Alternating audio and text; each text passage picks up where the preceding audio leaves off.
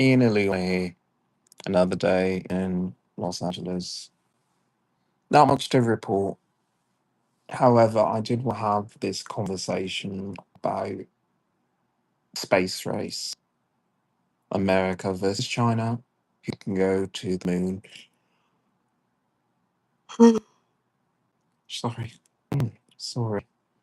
Who can go to the moon the fastest and put a base there? So I read a small summary of the article, and one of the things that they mentioned was when they get to the moon, what will the new economy be?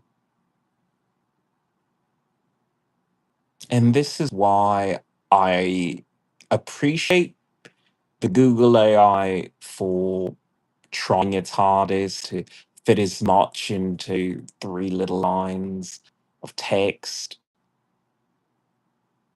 But that's the one thing that could simplify. If you leave the Earth, you're leaving commerce behind. Every transaction that you think you do is purely survival. There are no vendors. There's no inflation. There is, it's there or it isn't there. If it isn't there, it's really expensive, but you don't have anyone to pay.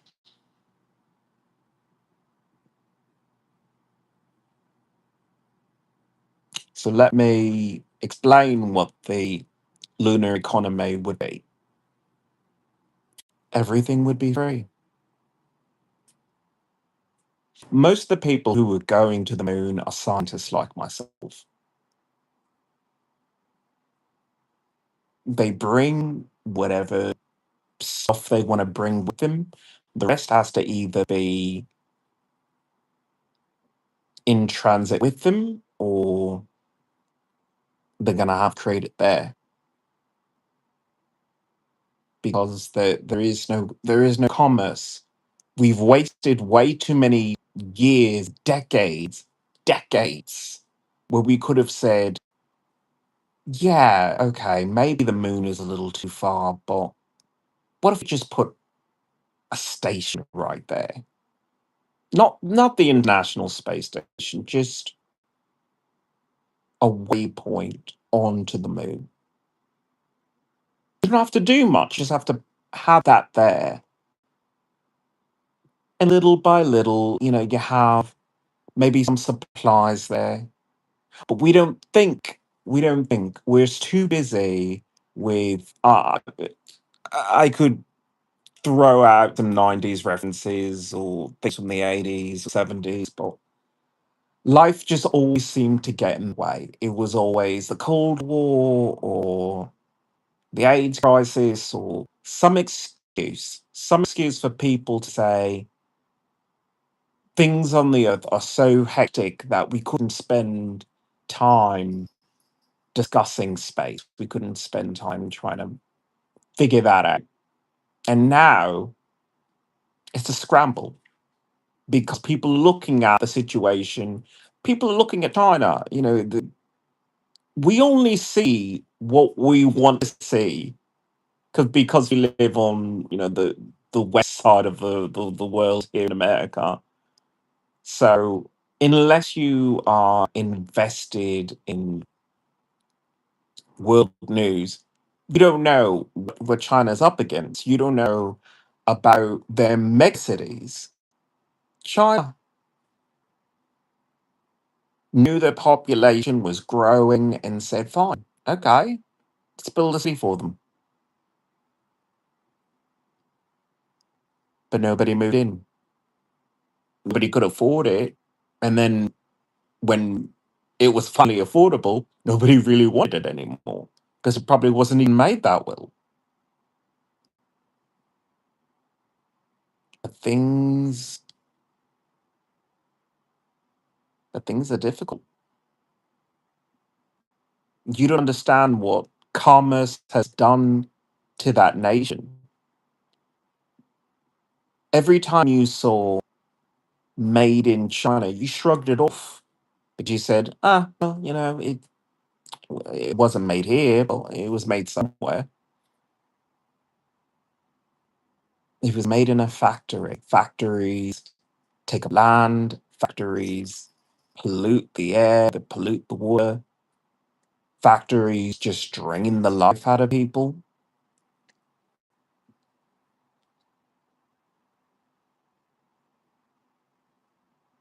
America has a lot to lose if they fail this one, but China has everything to prove, everything to gain.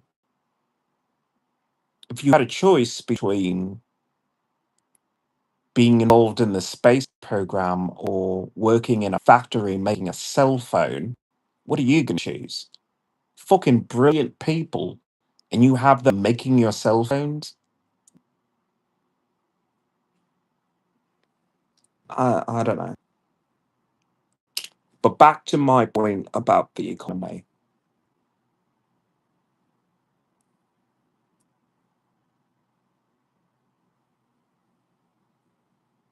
We're going to leave the Earth. And when we leave the Earth, we're going to be leaving behind this idea of, do you want a value menu? Do you want to have caviar? Just the no, no. You know what? The most expensive thing on the moon is oxygen,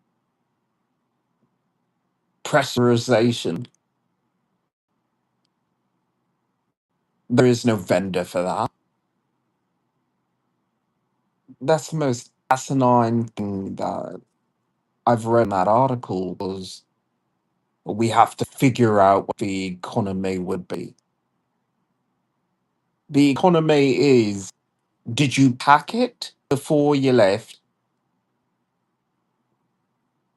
or is it something that you're just going to have to do without? And I don't know why the sun just decided to illuminate. I'm like, I don't want to be on camera. I want to talk on camera. I don't want to be on camera. But it is what it is.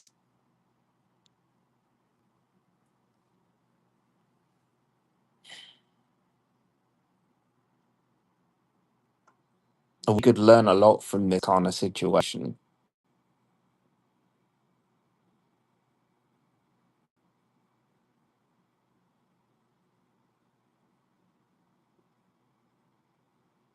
A lot of our money goes to things that they just don't sustain us.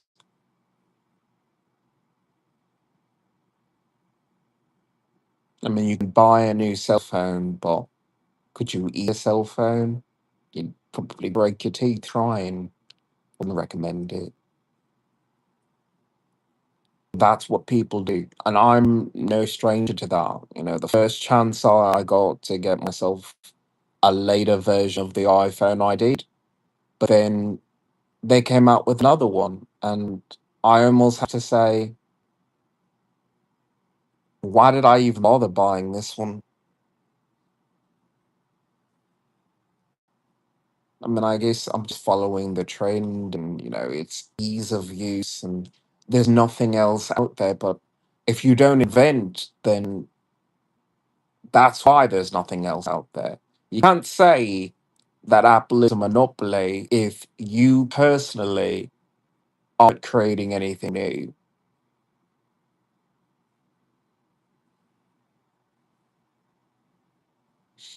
So maybe that's what has to happen.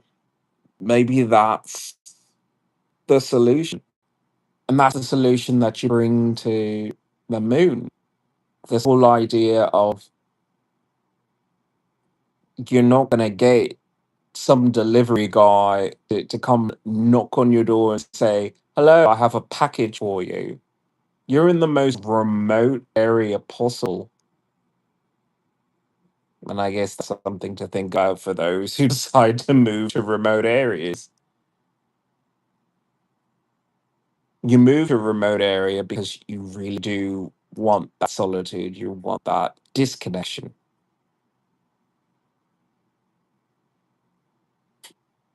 Does that mean that they lose track of what's on the earth, what's happening with the earth? No, no. People on the moon are going to live, for the most part, separate lives.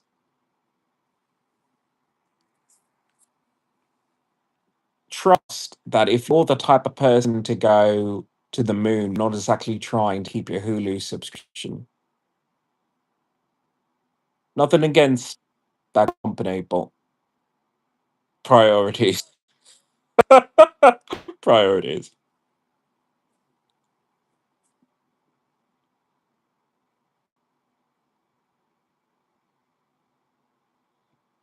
It's slightly exciting to think about.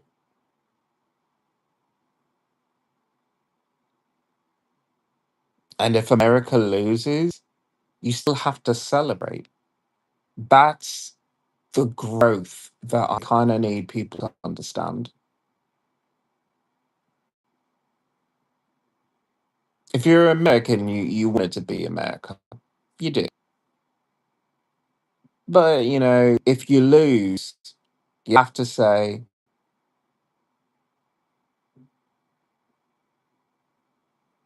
congratulations.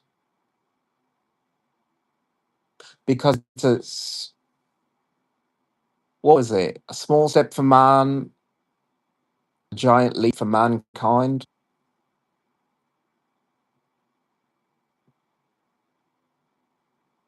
If an Asian man plants a flag on the moon, you're supposed to say, thank goodness somebody did. Again,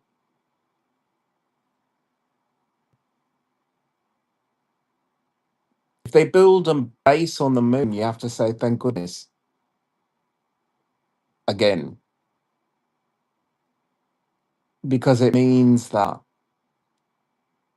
we're finally going somewhere. We're finally doing something with this incredible gift that we have. And also, we have more incentive to look inside ourselves, look inside our nation. Hello, Clint.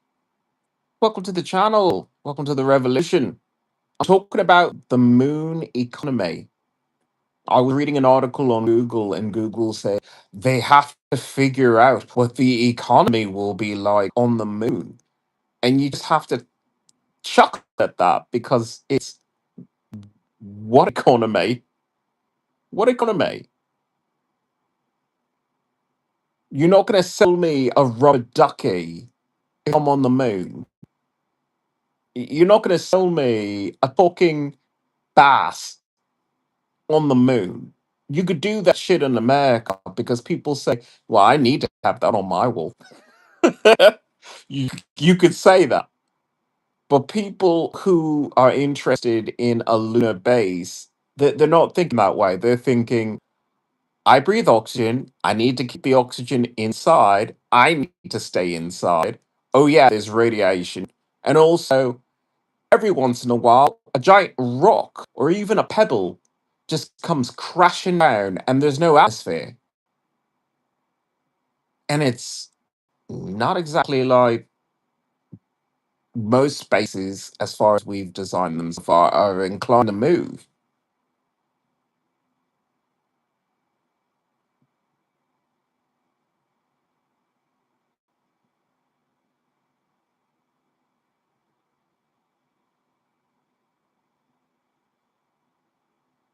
Clint, that's an excellent point. I don't know how Google decided to garble and jumble up this article, but it did because it jumped ahead to, okay, so the Americans landed there. Okay, somebody landed there. Let's just say that somebody landed there, and then already they're looking for statehood. They're looking to send their first senator, and it's no, no, like no.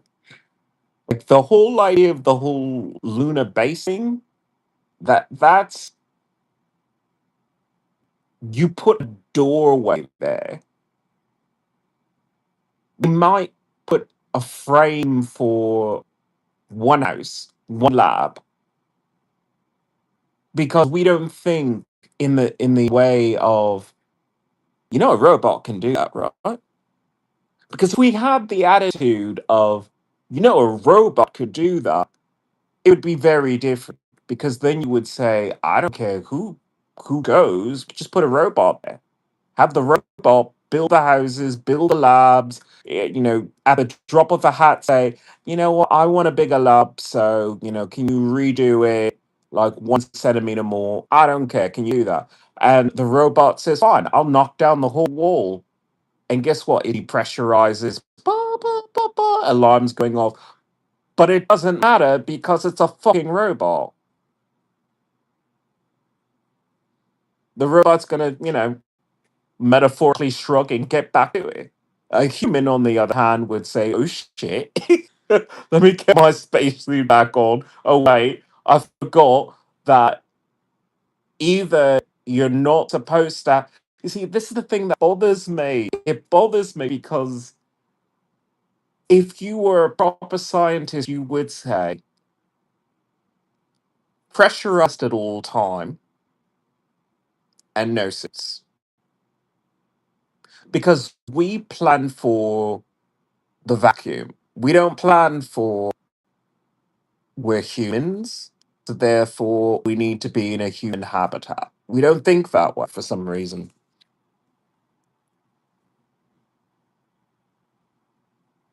Oh, dude, I have something to show you. Man, me and Tiffany made a staff together for her birthday. It came out amazing. Oh, that sounds awesome. That is really cool. AI maintenance assistance would be required for a lunar base in case of serious emergency. They're the only assistants.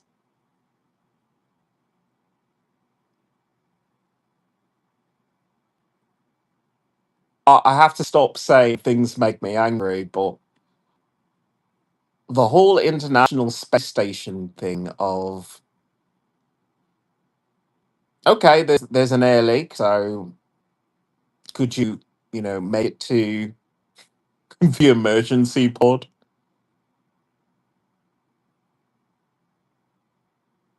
NASA was on phone like it was technical support for your Dell.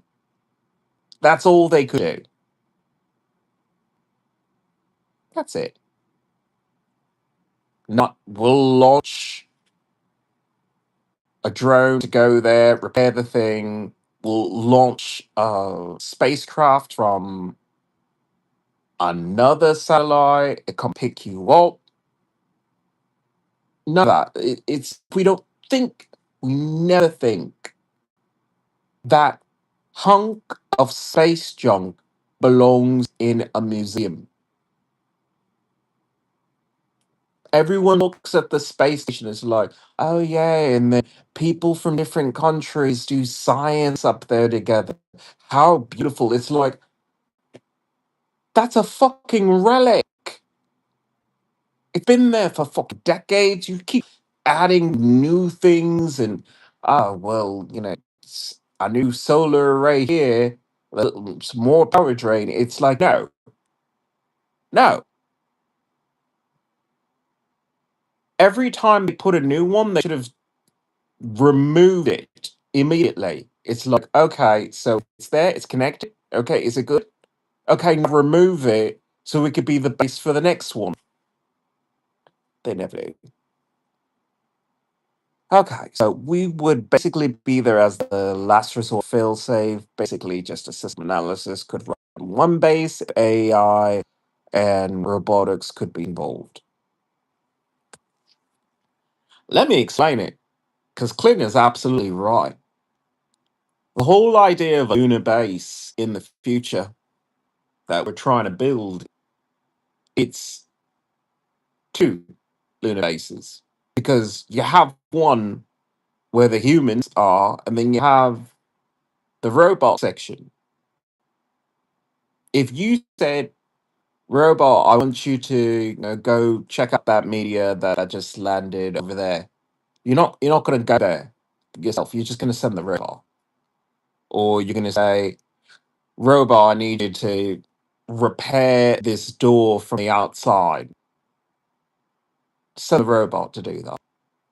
You're not going to send a human to do that. This is one of the things that I hate to say it's elitist, but this is the mindset of the rich.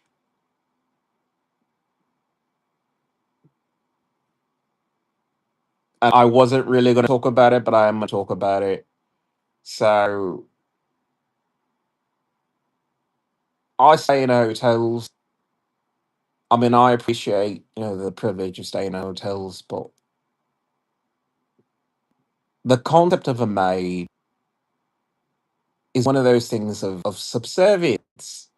It's you're paid in a way to think less of yourself. It's your job. It's your job. You pick up after other people. That's your job. You're paid for that. So I'll go outside because my dogs are constipated. So it's just been a horrible day because I have to go like every hour just to check to make sure. But I go outside and I see another dog has done its business.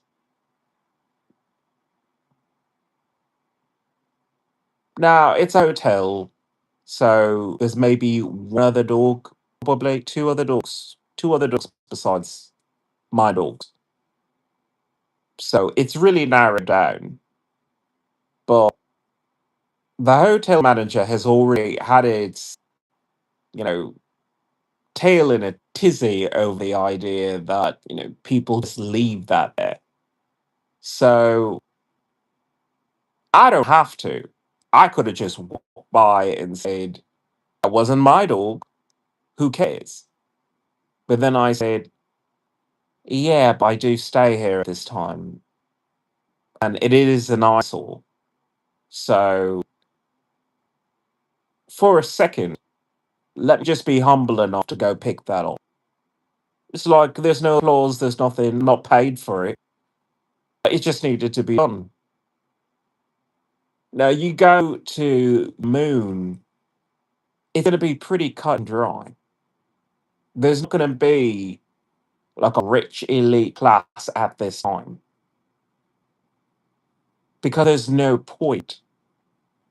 The idea of class doesn't really matter when it comes to if you don't fucking seal that door, we're all going to be sucked out the airlock and into space. So get it done. Doesn't matter if you have a PhD or you were working the fries before you suddenly ended up on this lunar base. You just have to get it done. There is no economy on the moon.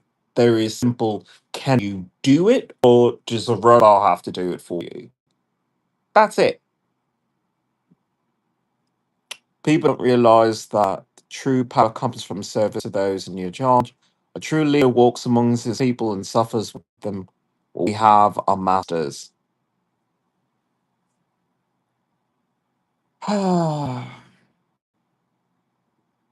a brilliant point, Clint. Brilliant. I say this because I have been making history videos on YouTube about the unknown history of food. And one of the things I did talk about was the invention of bread. And I started with the idea that it was a tool of oppression. It's always been a tool of oppression, but it goes beyond it. This whole morning, I have been just saying over and over again fetal alcohol syndrome, fetal alcohol syndrome, fetal alcohol syndrome.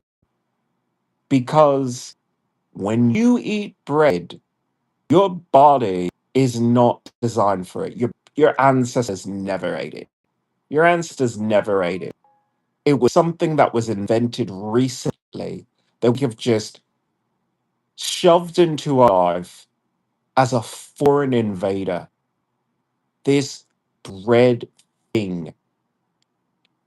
I don't know if you know of this show or the video game The Last of Us with, the cordyceps mushrooms taking over mushroom heads, mushroom people. And it's like, that's a cool video game, right? A cool video game. It'll make a brilliant television show.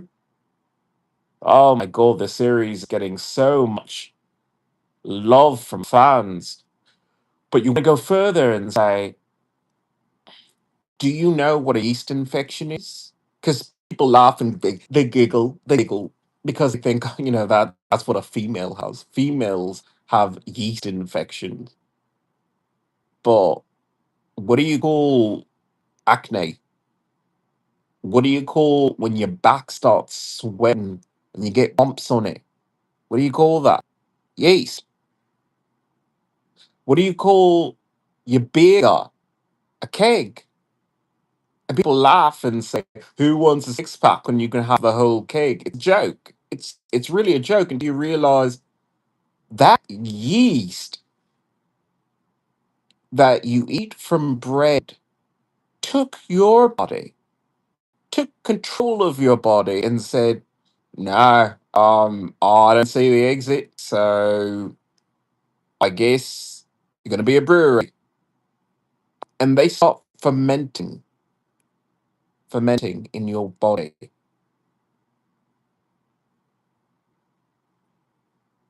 And that's why when you eat bread, you get this, you get a calm. You get a calm that goes over you because you're just drunk. You converted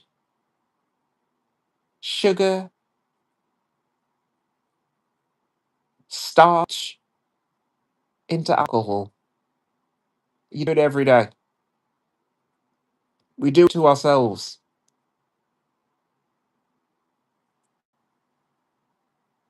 Mothers eat bread while they're nursing, while they're growing.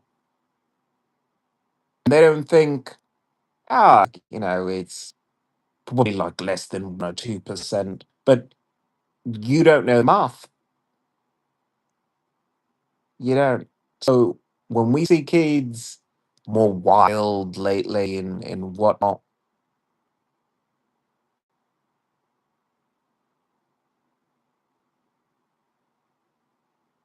we don't know what we've done to them by introducing this thing that their body never should have had.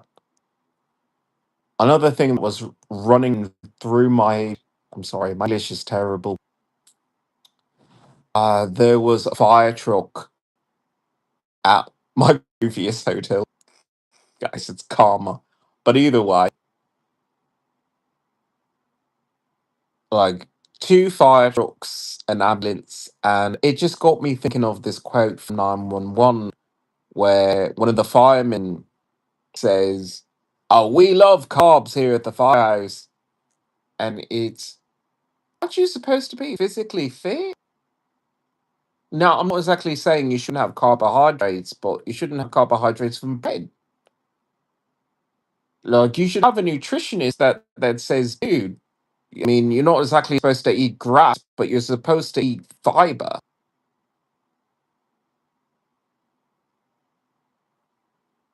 Somehow, that just slips people's minds that carbohydrate, eat your carbs. It's like, no, eat your fiber. Eat fiber. If your food isn't fibrous, it's not it's not good for you. We need to separate it. We need to separate carbohydrate from fiber. There are some breads that are high in fiber. Yeah, that's true. But even so, that yeasty fucking mess, it's a fungal infection. Same thing with yogurt or cheese. If it's not fungus, it's bacteria. You have to have a certain amount of acidophilus in your system to help the E. coli Thermopolis. So you have to have a little bit in your system to help the E. coli.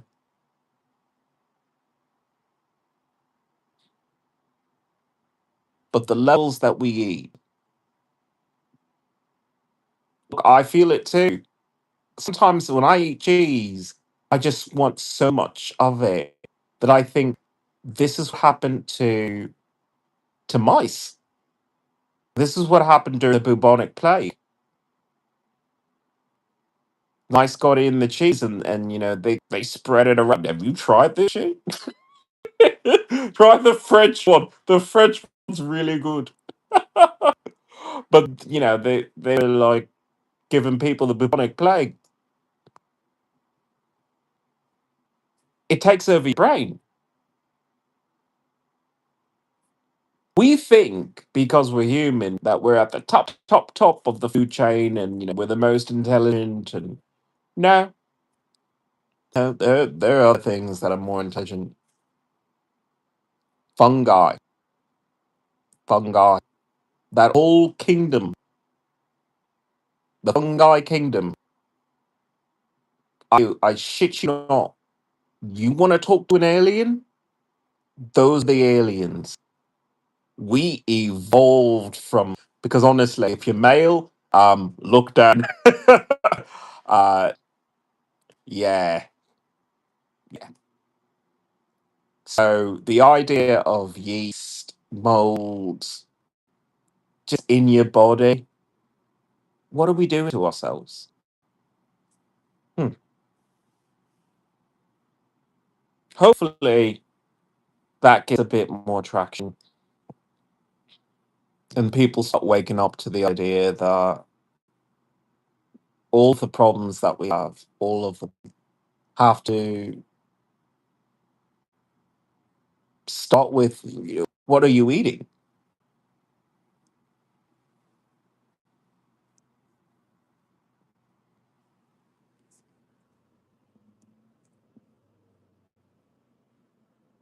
That's the incredible sleeping echo there.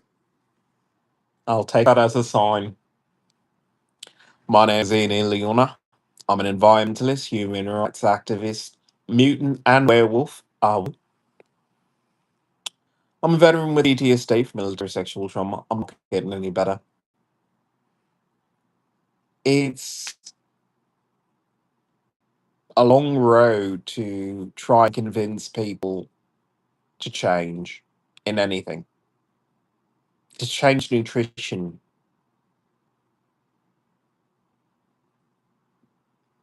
This is why I wanted to be in the medical profession, because someone has to get to people before they need to have their pancreas removed or their stomach stapled or whatever fucking ill that they deal with. Get before all that, because there's a moment there where you could just say, "Have you tried lettuce? Have you tried eating a carrot, even a blooming onion, something, anything else besides sugar and bread and sodas?"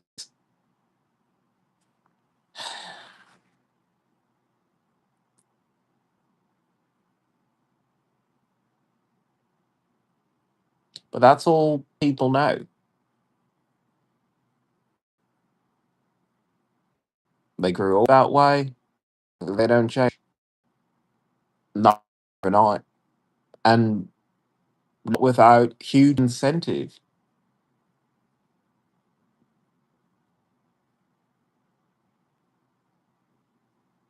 I don't like looking at myself on camera because sometimes I make really shitty decisions when it comes to food.